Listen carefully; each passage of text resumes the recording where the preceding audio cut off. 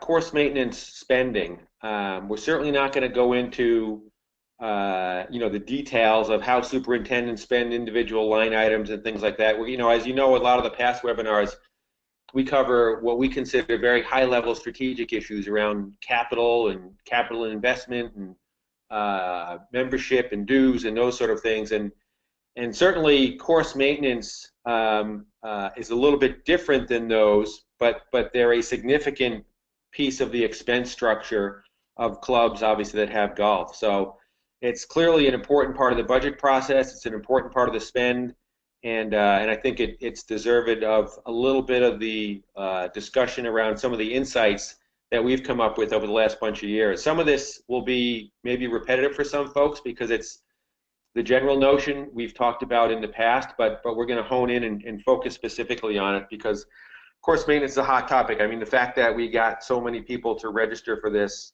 tells me that it's a pretty important topic for certainly everybody in every club that has a golf course.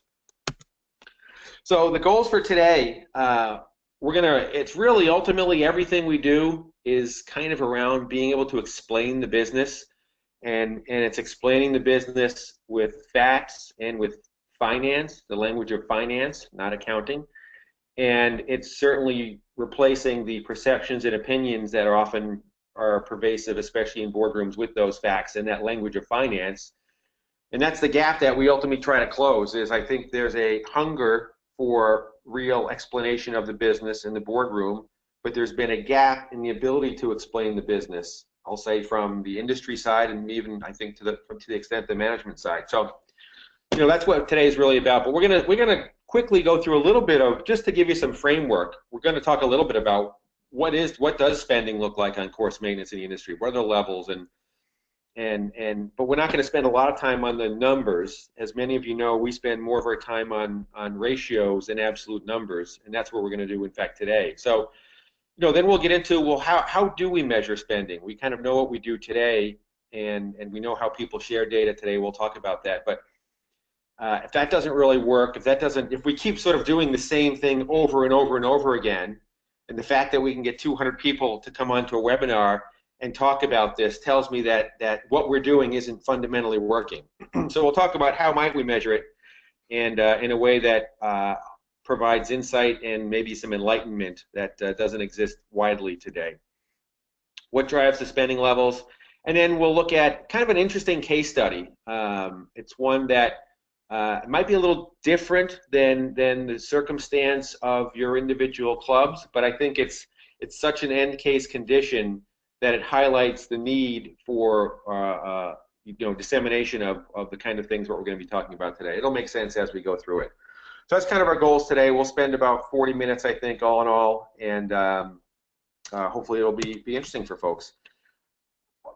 Some of you have seen this before. I'm not going to go through this whole slide. I'm only doing this because I want to point out the specific area that we're talking about. As many of you know, the fundamental framework of what we call the financial insight model, which is the model that we use to explain clubs financially, we break down into an operating, specifically and with intent, we separate operating and capital. And we break down the operating ledger, we break down the capital ledger, and of course the operating result is the connection between the operating ledger and the capital ledger, because if you had an operating surplus, that money flows over to the capital side. If you have an operating deficit, you take money from the capital side to patch that up. So there is linkage there. But on the operating side, we treat a club, frankly, like any other business. The business derives revenue from its, we'll call it products and services, by and large services. And from that revenue, just like any industry or any business would, you generate a particular level of gross profit. We're not going to go through how we do that today, but we've come up with what we think that we've been using for several years now is a very logical way to say what is the gross profit and therefore a gross margin of a club. And like any business, that gross profit is used to fund your fixed operating expenses.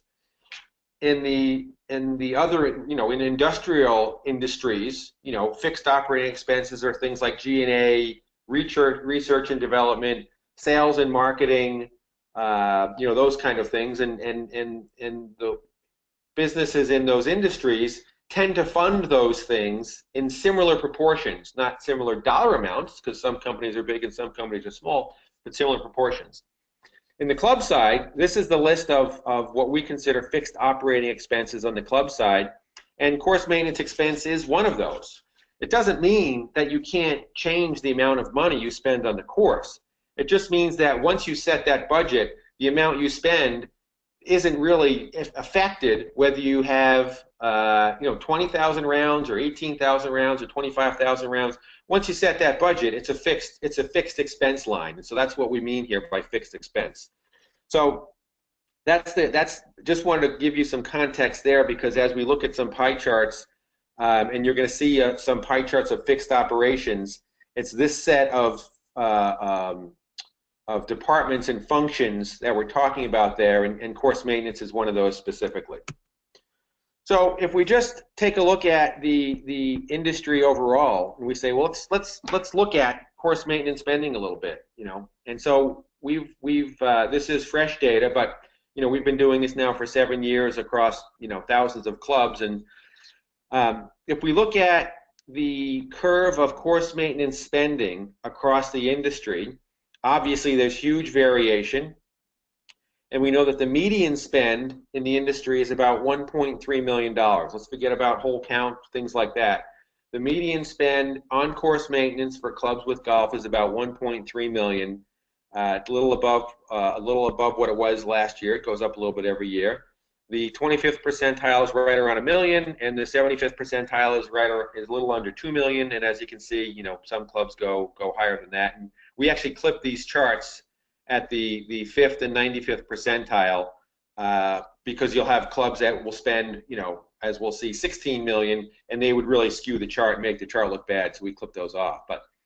But in aggregate spending, if we look at the set of data for this year so far that we're looking at, it equates to almost $1 billion of course maintenance spending. So it's a lot of data, and it's highly representative of the industry. It covers clubs that range from 9 holes to 108 holes. I think it might actually be 48 states, not 47 states. And the spending at the lowest spend club, and it's a 9-holer, is $198,000. And the spending at the largest club, the one that spends the most, it's a 108-holer, is $16 million. It was 15.7 or 15.4, I think, last year. So it's as any data gathering effort, in the world of big data, it's exactly what you want. It's lots of data from a widely diverse set of players, in the swimming pool that you're swimming in. So just a little framework there on overall spending. If we look at this one, I did allow a full chart width because I wanted to see that spike in this case. But if we just look at what does it look like, you've got about 3/4 of the clubs are 18-hole clubs. My 9-holers are actually in the 5% zone, so they're not showing up over here, but they're under 5%. And then you've got some 27-hole clubs, and these represent your 36-hole clubs, and then you spike up into the 54, 72, 108-hole clubs. Not a whole lot of those, but there are some very high hole count, and you can see they only represent about 5% of the industry. So by and large, it's an 18-hole industry for about for 75% of the industry, and then you've got about 25% of the industry, which is either largely above and then slightly below 18 holes. If we look at it just on an 18-hole equivalent, so for the clubs that have more than 18 holes, a lot of the measures, this just comes right out of the course maintenance report. By the way, any of the charts that we look at today, any of the subscribers that are on the webinar, this stuff comes either out of the executive dashboard report or the course maintenance report. So you can obviously run your own and see your own data against whatever peer set you have. On a per 18 hole, the median spend is just under 1.2 million, about 1.17 million. Again, a lot of variation. Not highly significant yet. It's not where we're going to spend our time, but it's just giving you a little bit of framework about what the middle of the industry spends on a per 18 hole equivalent. Pretty consistent over the last 6-7 years we've been doing this. It's basically a 60-40 split. This year it's actually about 63-37, but basically a 60-40 split of 60 labor, 40 non-labor. Again, that's been pretty consistent, and that's the way it shakes out, largely across most clubs. It's actually pretty rare to see much variation in that ratio, in any club. It's a pretty consistent ratio. One of the things that comes up, we're not going to dive into it much here, but water, I just think it's an interesting thing because people always talk about water and water expense, and obviously there's a huge variation from clubs that spend absolutely zero on water to clubs that spend $500,000 or more on water. Again, we clipped this chart off here so that we've got probably clubs that are spending in some cases $600,000, $700,000, $800,000 on water. So they have to factor that into their entire business model. It doesn't mean that they can spend more on the course than anybody else. They have to cut back in other ways, and it's part of their whole model. You can't rationalize and make an excuse for it. It's just part of your spending. But you can see it's a huge variation. The median club spends 50 grand on water, and once you get up here, these are obviously the desert, California, Arizona, Palm Springs clubs out in this domain. So what we're going to do is, that was just some data for some background. What we're going to do is, talk about data versus insight a little bit here. How should we measure course maintenance spending? One of the things that's very typical, in fact, I think this is where we have our poll question. So Terry, if you want to pop that poll question up, that would be great. I think one of the things that's very typical is for boards to talk to GMs or controllers and say, hey, go talk to the 10 clubs around here and find out, how much they spend on course maintenance, either as a total dollar amount or on a per hole basis. And that happens all the time. It happens all the time in dues. It happens all the time in course maintenance. It happens all the time in cost of food. And so what's kind of crazy is this is kind of what all I did was I just grabbed randomly 10 clubs out of the database, and I says, here's what their total spending was, and here's what it comes down to per hole. And so this is what you end up when you do that exercise. You end up with a column of numbers that's completely random. You don't know what's really happening at that club. Is it a $5 million club, a $20 million club? How many members do they have? How many, maybe you're probably asking for the whole count that matches yours, and you get a complementary set of per hole costs. And what people typically do is they run an average of it. They come out with an average, and the average comes out to whatever it does, 65,000 or 75,000. And you say, well, we're at 50,000. Well, does that mean we need to spend another 20,000 per hole? We can't. We don't have the money.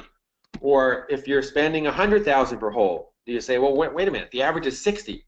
We're spending 40,000 too much. We have to spend less. Well, wait a minute. We don't want to spend. So you get into this crazy dialogue of chasing numbers with absolutely zero insight associated with them. In fact, the only thing that exercise does is guarantee that at least one person perception, probably many more than one, is our number is the wrong number, right? Because the odds of you hitting the average and placating that crazy exercise is very, very low. So that's what it really does, is it convinces people who always have the preconceived notion that what other clubs are doing is right and what we're doing is wrong, and this just proves it, right? Because our number is different than their number. So it's a bad exercise, and I hope we're going to make it clear of how that's a bad exercise. I appreciate the people that participated in that poll. So the question is there a way to assess spending levels that provide insight, not just rows and columns of numbers? And so when you look at, again, spending in the industry, we know there's massive variation, and what we're trying to figure out is what drives the variation, so that we're not just looking at a column of numbers and saying, geez, I guess we want to be the average. So in our database, we have an 18-hole course that the lowest spends $350,000 on 18 holes, right? That comes out to $19,000 per hole, very low. And we have several clubs, actually, that spend up around $3.2 million on 18 holes. It's amazing. I mean, the typical club that spends 1-2 or 1-3 or 1-1 looks at that and says, I wouldn't even know where to spend that money. Well, if you have the money, you spend the money, right? That's the thing about clubs. And, when you look at those two and you say, well, they're both 18-hole courses, actually the club that spends $350 has far more overall acreage. The acres of fairway are roughly the same, but the club itself has more acres. It's got fewer bunkers. It's got a little bit less square feet of greens. Acres of fairway is about the same. But clearly those differences don't explain one club spending literally almost 9 or 10 times greater than the other club. So we want to try to understand what drives that variation. So the question is, in this pursuit of insight, how much this is kind of the eternal question of the industry, right? How much should it cost to maintain a golf course? And the conventional wisdom is, we still hear this, even though we've been doing what we've been doing. Well, how many holes do you have? Well, where are you? You in Florida? You in Wisconsin? You in, Arizona? How many bunkers do you have? How many acres? What type of grass do you have? How often do you cut the grass? How much do you spend on water, right? All these things we hear, which are trying to be rationalizations and back-ending into, here's what we spend because we have these set of physical attributes. The reality is it's the wrong question. I don't like the question of how much should it maintain in terms of dollars, how much should it cost to maintain a golf course. I think the insight comes from us asking the question, how much is spent maintaining golf courses? And then, more importantly, what does that spending level seem to correlate to, right? Because we know the physical attributes that we just talked about, as we've done this work over the last bunch of years, it's in fact not impacted by the number of holes, where the course is, how many bunkers, how many acres, type of grass, how often you cut the grass. It's predicated, this sounds simple and maybe snarky, I don't know, but it's predicated on what can the club afford, right? Clubs by and large are set up to be break-even machines. You have some obviously lose money and some try to make money, but the industry overall is kind of a break-even machine. And so you kind of spend what you have.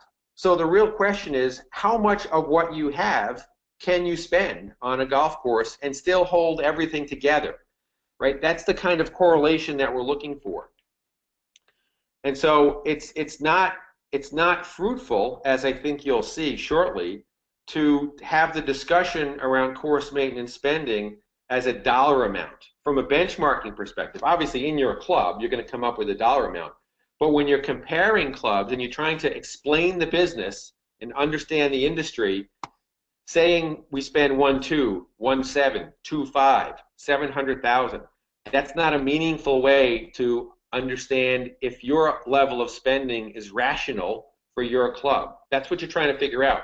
What's the rational level of spending that we can afford at our club that makes sense, right? That doesn't break the financial model.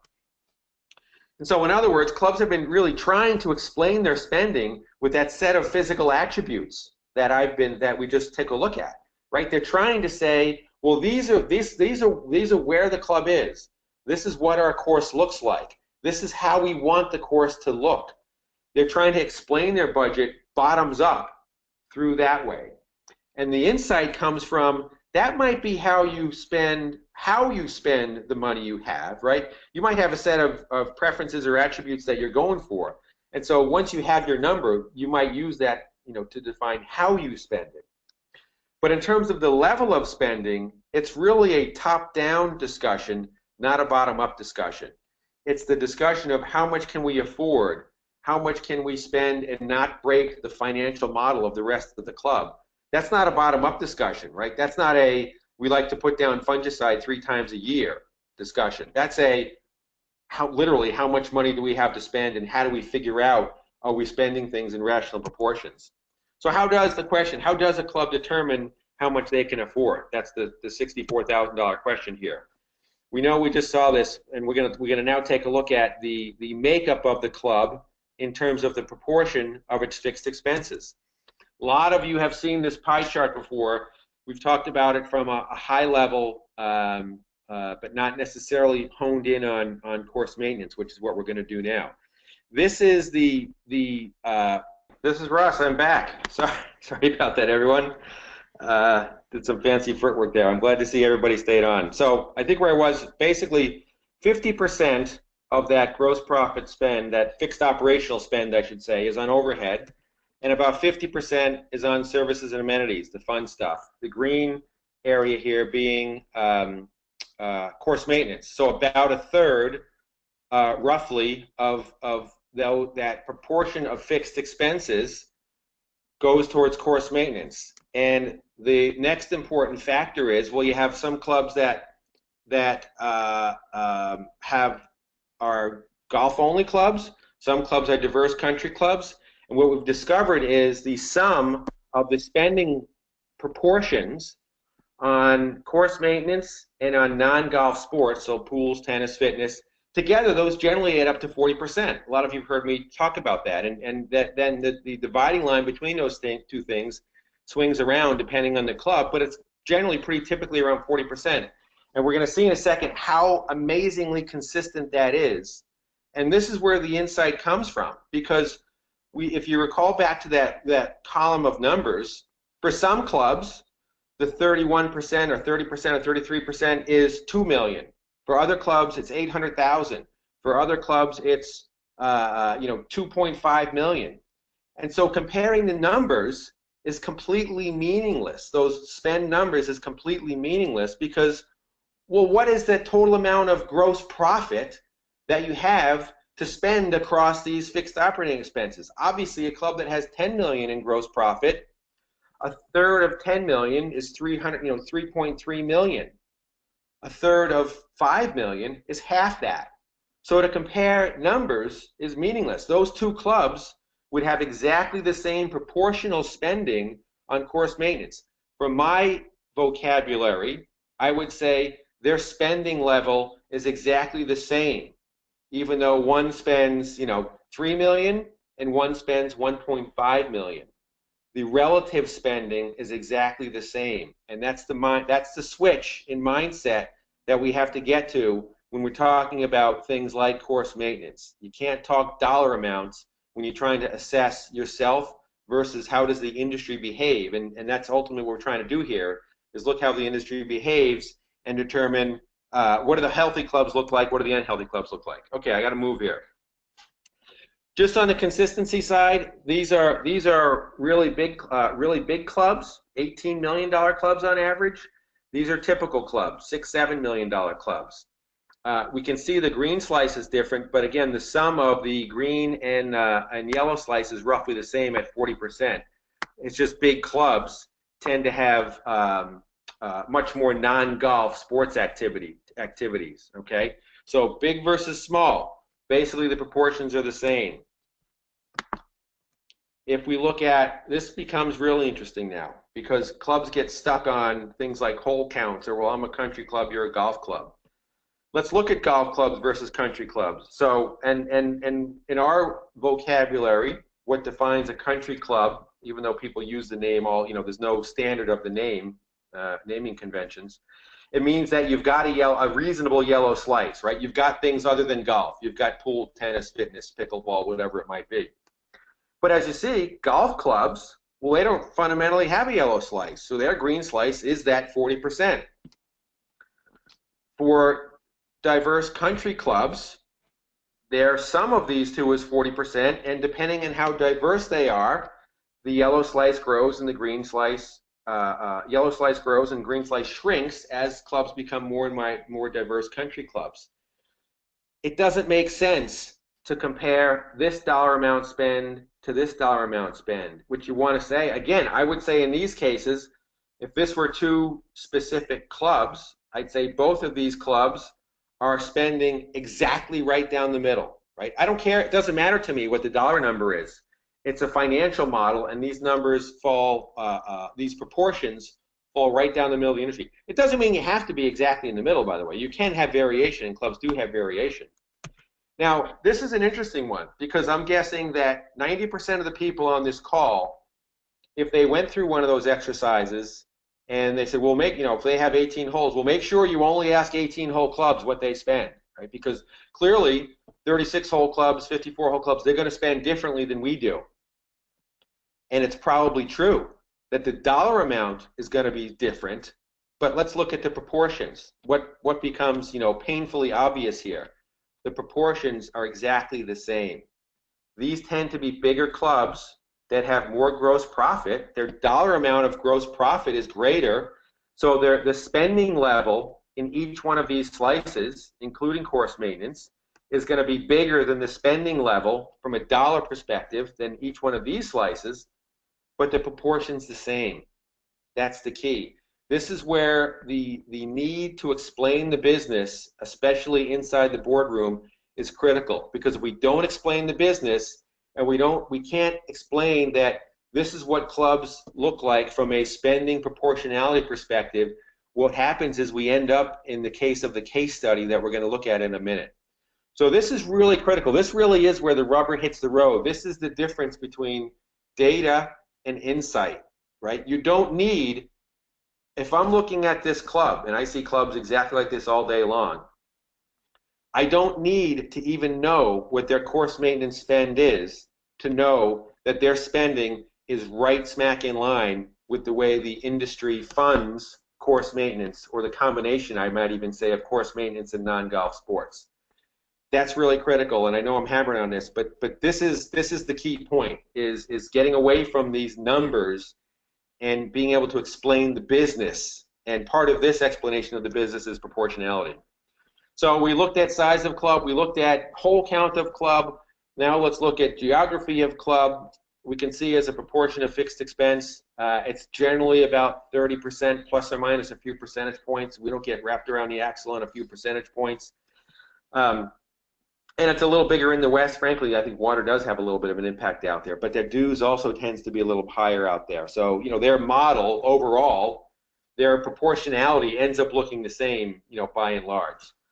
You get these large Southeast Florida clubs, very diverse from an amenity perspective, so they tend to have larger yellow slices and the green slice shrinks. But, you know, regionally it's the same. So, you know, you go down the list and you tick off, well, go collect what the per hole cost is, and, you know, make sure it's 18 holes. Well, we see that doesn't matter. Well, make sure it's only clubs around us. Well, we see that doesn't matter. Make sure it's clubs of our size. We see that doesn't matter. So all those physical attributes that people try to tie to course maintenance spending as a level, as a top level item, as a spending level, don't have a correlation. It's that proportional balance of all the things you have to fund, and you can't just say we really love golf, so we're going to spend 75% of our gross profit on the course, because you can't fund the other things you have to fund in that case. By the way, over time, I took the pie chart from 2011 and the pie chart from 2016. They're not exactly the same. They're darn close. 31%, 9%, actually a little, it's not surprising. The yellow slice has grown a little bit. I'm surprised it's only grown that much. But you can see it's the same. This industry suffers from Groundhog Day syndrome. The industry basically behaves the same year over year in its fundamental steady state financial component or financial status, but every new group of people that come on thinks it's changing rapidly, and we have to do all the things. Now the member side of it is changing. Demographics, what members want, how do you get them in, more initiation fee, that's changing. But the fundamental expense structure, I'll call it, of running the business of a club, obviously, I mean, this is only a 5 or 6 year span, but I mean, literally you can put one on top of another. If we just looked at the one individual spending, course maintenance spend as a percentage of your operating expense over 7 years, it's not a flat line, but it's darn close to a flat line. It's within a percentage point of a flat line. It's the same. People are convinced that everything is changing around them, and they got to make these big decisions. Just understand the way the business operates, understand the model of your club, and work to have your club in a steady state mode. Doesn't have to look exactly like everybody else, but the more you sway from these proportions that we know is the way sort of the healthy area of the industry runs, the more you stray away from that, the more likely you are that you're going to put stress, meaning you spend more in one area and less in another area, with the exception of course maintenance and non-golf sports. You put stress on the club because you start underfunding other areas, and we're going to look at that in a minute. So to get through the summary, I got to really move now. To get through the summary of this part, we'll go through the case study very quickly because it'll be obvious. You know, this is pushing hard, but forget about comparing absolute dollar spending or spend per hole. It's not useful. It's harmful. All it does is convince people that whatever you're spending is the wrong amount, either too high or too low. that's not what defines the level of affordability and balanced spending for course maintenance in a club. So that's another way of saying understand your affordability and your model, right? Every CB member on here, I mean, honestly, you should almost like print out your pie slice and put it on the wall. And so when board members come into your office, you can point at it and say, that's what our model looks like, remember? There's variation, again, across some of those. Are you a golf club or a country club? Obviously, if you're a golf-only club, you're going to spend, you don't have the yellow slice, you're going to allocate, I won't even say spend, because I don't know what the dollar number is, you're going to allocate a greater percentage of your fixed operations expenses to the course. We have come up with a standardized method. You have to use a standardized method to do what we've done. And the whole goal here is to change the dialogue, right? Change the dialogue in the boardroom so that we're not chasing this stuff. This is simple for CB subscribers. This is the 15-second sales pitch side of the webinar. All this stuff is very simple for CB subscribers. It's a button push to get this out, and I hope, as you know, we'll help you walk through and explain every bit of what I'm doing here generically with your own club. For others, you can try to reproduce this. It does require some math. You may not have the ability to generate our equations exactly, and if you're doing it differently, it's going to look different. But some people try it, and it does require some math. And we have a ton of free info on our website, so there's a lot there if people want to go chase that. All right, the case study. This was a real-life club. Obviously, I'm not going to mention the club, but the statement from the treasurer was, we're spending too much on management and staff and not enough on the course. That was the call I got, right? And it was the start of the discussion. And of course, I never react to that. I always say, well, let's find out what actually is happening first, and then we'll go from there. So a little background, this is about a $5.2 million club with 27 holes, which is an important piece of the discussion here. 9 holes were added about 20 years ago. And the management and staff has been under intense pressure over the last 5, 6, 7 years to cut, right? Cut staff, cut costs. They've struggled. They're trying to cut their way to health. If you've seen any of my value creation or net worth webinars, you know what I think about that prospect. But the point is, that's where it started. Now let's assess the overall situation, and using what we learned today, let's see, I'm guessing that every single person on this webinar will know instantly what's going on at this club. They don't know the club, they've never been there, and yet they'll understand from a business model perspective exactly what's happening there. I hope so. So as a start, we're just going to look at their pie chart for clubs of their size. So the pie on the right is $4 to $6 million clubs. They're a $5 million club. Their pie's on the left. Now, we just had this whole discussion about proportionality and where, regardless of what size and scope of the industry, what the middle of all those segments looks like, right? It looks like the pie chart on the right, generally. So a couple things we know. I mean, clearly they're basically a golf-only club, and they've got already outsized proportions. So remember, the statement from the treasurer was, we're not spending enough on the course, and we're spending too much on G&A. Right, on management. Now, G&A is the blue slice, green is course maintenance. So everybody on here instantly now knows, wow, compared to what's typical, they're over allocating, I'll say, to the course. I wouldn't say over. They're allocating more than typical to the course and less than typical to G&A. That's fact, right? That's not opinion, that's fact. Now, so right off the bat, we're looking at one chart. We already know that the treasurer's perception is completely wrong, but that's the reality they're dealing with. So since this one thing appeared very quickly, it's unusual for a $5 million club to have greater than 18 holes. So what we did very quickly is said, let's actually look at, we don't normally do this because we like to look at clubs regardless of hole count, but from a sizing perspective, I said, let's look at clubs with 27 holes and understand what those clubs look like, because, boy, that's awful strange for a $5 million club to have 27 holes.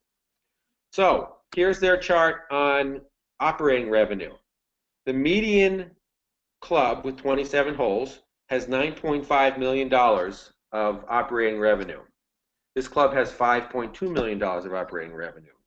Okay, that tells us that there may be an issue here in what they're trying to take on relative to the size of their club. Let's keep going. We now know that course maintenance is funded out of the bucket that we call gross profit, right? Just with all those other 6 items that are in the fixed operating expense list. Course maintenance is one of those and is funded out of gross profit. 18 hole clubs at the median, so the yellow line is gross profit. We already looked at the revenue line. The median 27 hole club has $6 million of gross profit. $6 million. This club has $2.8 million of gross profit, right? Obviously much lower, not a surprise, much lower revenues. You know, half the revenue is going to generally correlate to about half the gross profit. And that's exactly what we've got here. We've got half the revenue, half the gross profit. Just as much, just as many holes though.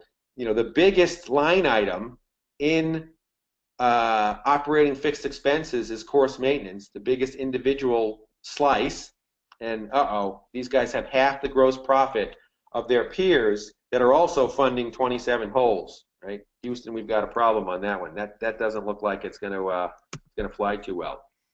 They're actually spending about $1.3 million on their 27 holes. So yeah, it's a little bit lighter than the 1.5 or 1.6 that the median spends on 27 holes. But as you remember what their pie chart looked like, they're blowing out that from a percentage of their gross profit, they're blowing that green pie slice wide open, right? They have $2.8 million of gross profit. They're spending 1.3 of their 2.8 just on the course, almost 50%. So, hey, we're all business people here, right? If you're taking 50% of your gross profit for a function that normally takes about 30% or 31 or 32%, what does that mean to the other functions that need to be funded by their gross profit? That means you're bleeding them, right? You're squeezing them, hence the pressure to squeeze everything else. These are the behavioral patterns that this club is under based on the decisions that they've made. But spending fewer dollars isn't insightful. The pie chart's insightful, right? We look at their pie chart and wow, almost 50% of your gross profit or of your operating expenses going to the course. No wonder the management is under pressure, right? They're being squeezed.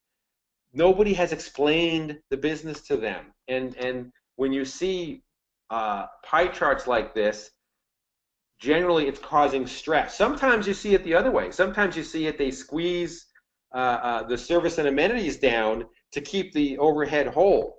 Other times you see they squeeze the overhead to keep the amenities whole. It kind of depends on where things are going. But you know, several things are clear. You know, they have an outsized portion of spending to support the club. They're squeezing G&A, and it's fundamentally a golf club. So those are 3 really big important things that nobody in the club understood. By the way, their gross margin as a club is lower than typical. So not only are they trying to support a 27-hole expense on a club that's half the revenue that is typical, but even their margin generation on the revenue they do produce is actually lower than is typical, 55 cents on the dollar of gross profit versus 61 cents. It just makes it just says it's even tougher for them to try to accomplish what they're accomplishing. Dues, same thing. Obviously, as a result, they're driving. Here's where the pressure is coming from. It's all resulting in a pretty good cash burn of about $250,000 a year. Hence the squeeze, not actually recognizing what's happening to them because they're focused on the dollars without understanding the business. And that's what we're trying to do here is understand the business. Ironically, if you look at them versus other $5 million clubs, you know, again, to the other side of the quote from the treasurer, we spend too much on G&A. Well, let's take a look at the actual spend. Right, here is a case where it makes sense to look at dollar amount. They're spending $467,000 on G&A. The median of the industry clubs that size, $671. I'm going to make another factual statement. Right, there's no way that you can say that they're overspending on G&A. In fact, you'd say they're underspending. Clearly, they're the 12th percentile. So, you know, this is all about, you can't just tell someone they're wrong, but what we try to do with this data, what we try to help clubs do with the data is help them understand what actually is important. And then most of the time, their old perceptions and questions kind of fade off because once it's painfully obvious what actually is important, the false assumptions go away. This is a club that's got 384 full member equivalents, less than most. And typically, if you have a club with fewer than typical member count, you would see higher than typical amount of dues rate paid by each member. And the combination of that gets them still to the dues ratio, if you will, that they need. This club has fewer members, and each member is paying significantly less dues than would be typical in a club of their size. So we've got some big, and by the way, they're fighting an 11% turnover ratio of full members because this club is under so much stress. They haven't recognized what's happening to them, and they've got some big strategic decisions to discuss here. So from a summary perspective, I know I went pretty quick through that, but I think it was all pretty intuitive based on the first half of the webinar. Clearly there are issues in this club.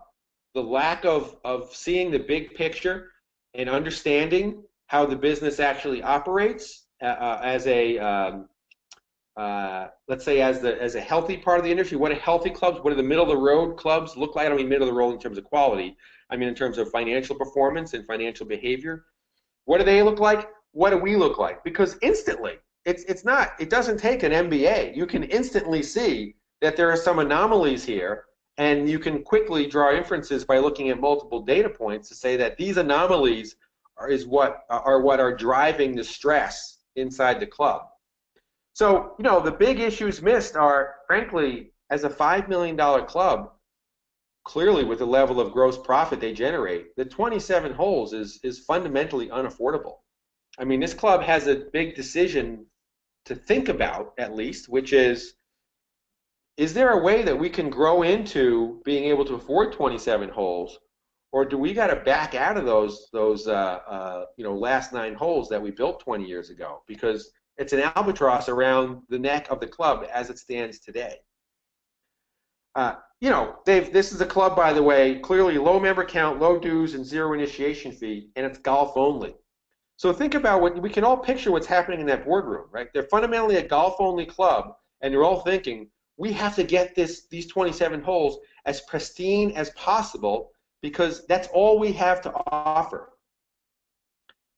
One of the strategic questions would be to ask is, well, is that what the marketplace is looking for today? Do we need to offer something other than golf? And do we make the strategic? I'm not saying what they should do, but it's a question. Do we make the strategic move and say, back out of 27 to 18 holes, and let's now use this, find some capital. You got to buy into the story as the membership, and maybe that gets us out of this low member count and 0 initiation fee, because it's fact, we've shown through data that diverse amenity clubs have more members paying higher initiation fees. So that's a fact. And obviously this is all driving the stress into the club, and that's driving members out, and it's driving the staff out. They've got a big staff turnover issue going on there. So they need to take a step back, and I think this was a quick case study, and we do this every day, so we see it instantly. But that's what's happening at this club, and they think they're spending too much in one area, not enough in another area. It really is exactly the opposite. But they've got to get their hands around the business. And the key about this is having the insight doesn't mean that the problems are easy to fix, but it does mean you focus on the right problems. You focus on what really matters, and in fact, this club is starting that process. We've helped them understand. Here's what's actually happening at the club. They had no idea. They had no clue of what was actually happening. And that's the key. If you don't present the right kind of information, insight, context, which at the same time explains the business, not just us, right, but the industry, the business of running a club. It's very hard to get there. You sort of, patching up holes in the dam, and you're really not looking at the fundamental foundation of the structure itself. So this is all about using insight in individual clubs, learning from the industry, and then taking the insight we learn to individual clubs, looking at the patterns of healthy clubs, looking at the patterns of unhealthy clubs, and helping everybody, members, non-members of CB, use those patterns to help their discussion and to make healthier clubs. So I did go overboard by a fair amount, and I apologize for the glitch in between, but I thank everybody for hanging on. That's my email address. Anybody that has any questions anytime can contact me. Obviously, if you're not already subscribers, if you are, thank you. We love having you on. If you're not, take a look and consider it. I think the payoff of having this kind of information in your club is far greater than the cost, that aside. For the Evergreen chapter, the code word you can use is Rainier. And with that, I thank everyone. With that, we'll open it up. And Terry, see if we have any questions from anyone. Just one question, and the question is, we talk about how much money you need to operate. Do you think you should go off of how many hours it takes to operate to get to your number and to hit your standards? I'm sorry, could you read that again, please? We talk about how much money you need to operate. Do you think you should go off of how many hours it takes to operate to get to your numbers and to hit your standards? How many hours? I assuming they mean, what days do you close, or what venues are open and closed in certain times, and Or how many hours it takes to maintain the course? Oh, how many hours it takes to maintain the course? No. I don't think that's clearly clubs that spend $3 million spend a lot more. We know it's 60% labor. Everyone's roughly 60% labor, so the proportion going towards hours tends to be the same. A $3 million course maintenance spend is what, $1.8 million on labor.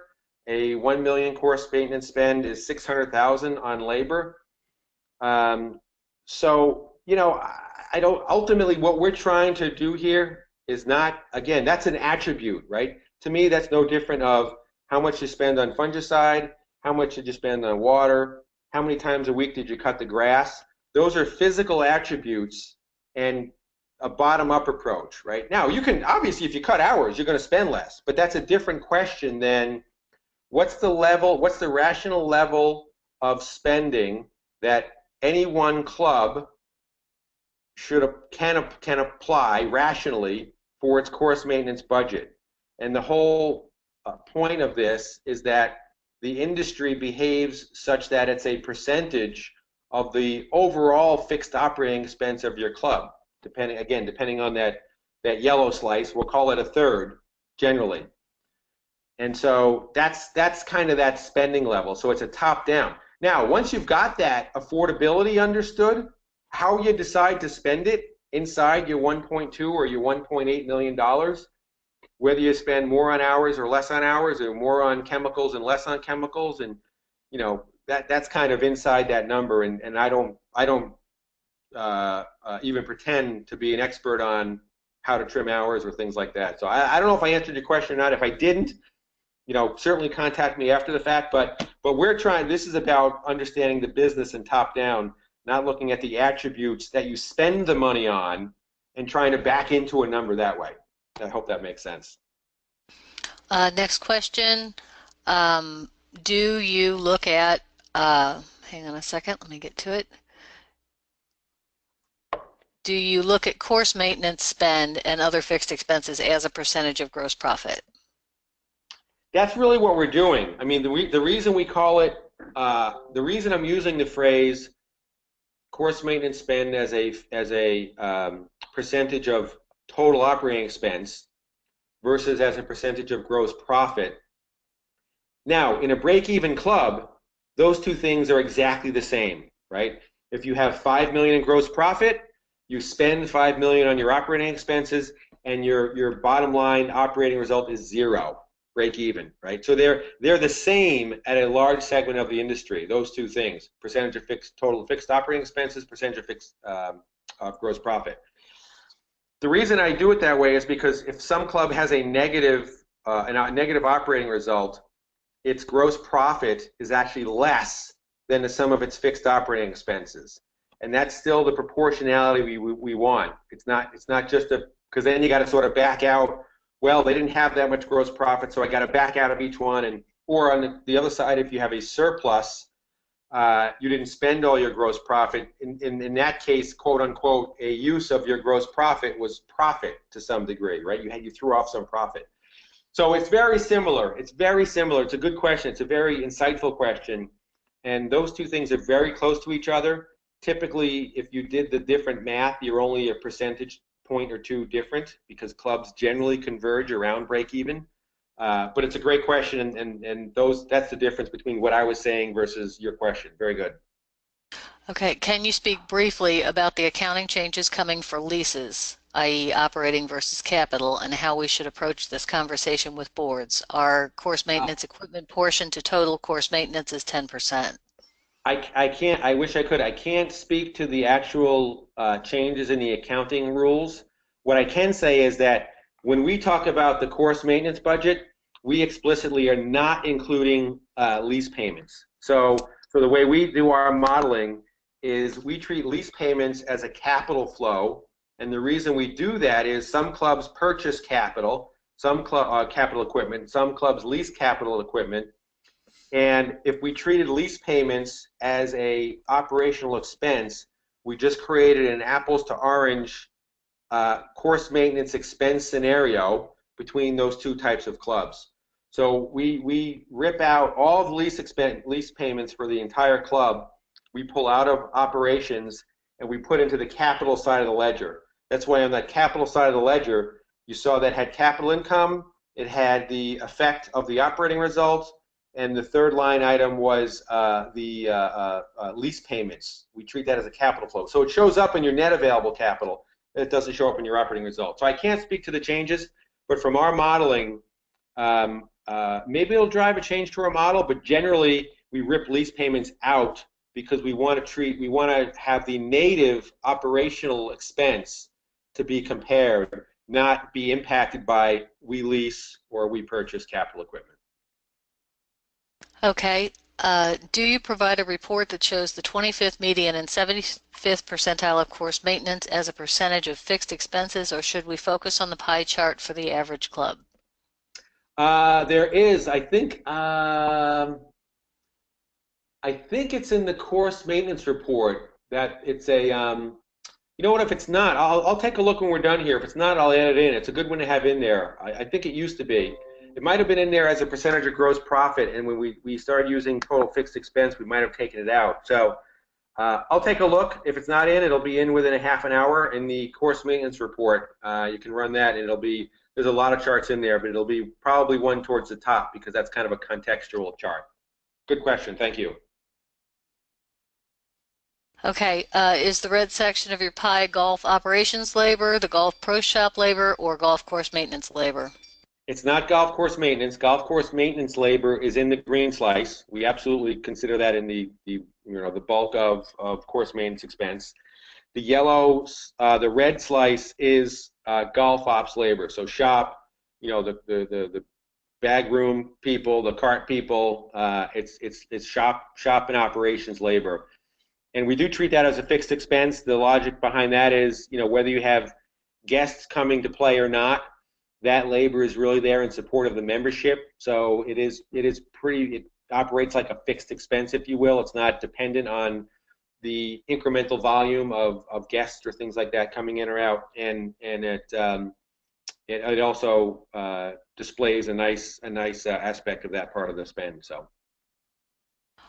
What percent of clubs break out the expense for non-course grounds maintenance?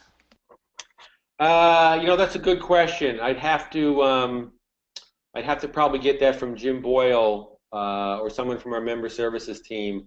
They see all the trial balances and every level of accounting minutia because that's how we map all the data.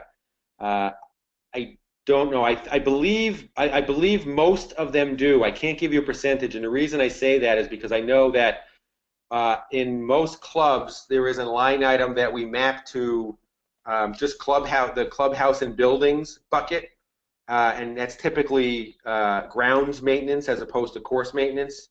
So I'm gonna say it's probably 80-20, 80% break it out, and maybe 20 don't.